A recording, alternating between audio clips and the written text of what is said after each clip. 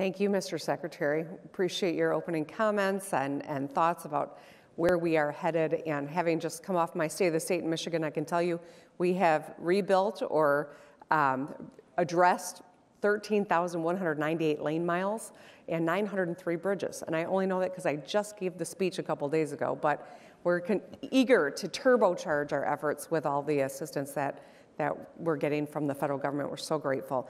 I'm going to turn it back to Governor Hogan before we open it up to all governors to be able to engage with the Secretary. Yeah, very good. Thank you, Governor. Let me just, as an aside, let me just give you a quick story. The first time I met Governor Whitmer, it was the NGA seminar for new governors. We called it Baby Governor School. And we were going around the table introducing the new governors, and she said she wanted to fix the damn roads. And I've said, I think I'm going to work with her on infrastructure.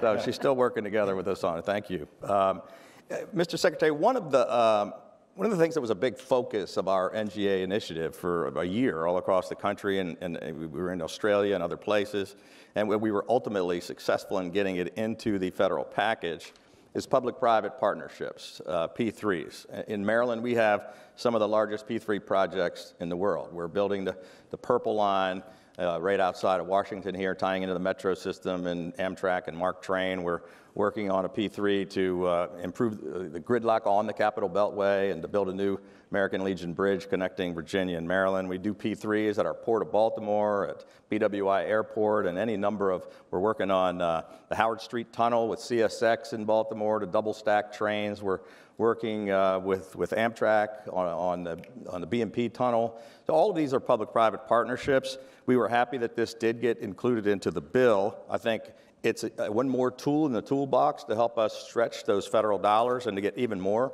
private sector investment to expedite and to move forward on more projects. And so, my question for you would be, Mr. Secretary, what do you see as the future of public-private partnerships, P3s, in transportation infrastructure going into the next, say, 5 to 10 years, and how that the states can work with the federal government to provide incentives and to leverage even more both public and private sector capital for infrastructure? Well, thank you, Governor, for the question. And this is an area that I think that we can do a lot of work in the next decade to fully develop. But we need to mobilize all of the capital that we can. A historic investment at the federal level in terms of public funds, but also that needs to be coupled with private sector activity if we really want to see our entire economy develop the way it needs to when it comes to our transportation systems and other infrastructure. And it's something that we have been proud to support in a number of ways here at USDOT, mainly through our Build America Bureau, which has supported up to $50 billion now. Through activities like private activity bonds, which will continue to be an opportunity, I think, to mobilize the right kind of private participation alongside public investment. And of course, that's just when we're talking about the role of the private sector in financing and structuring infrastructure opportunities. We also have an extremely important relationship with the private sector in delivering so many of the construction and improvement opportunities that are out there around the country.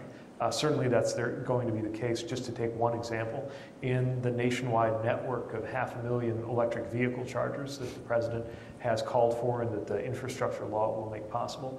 But really, there is no mode of transportation or form of infrastructure where we don't see a vital and central role for the private sector. And we continue to be interested in ways that states can lead or demonstrate proof of concept as well.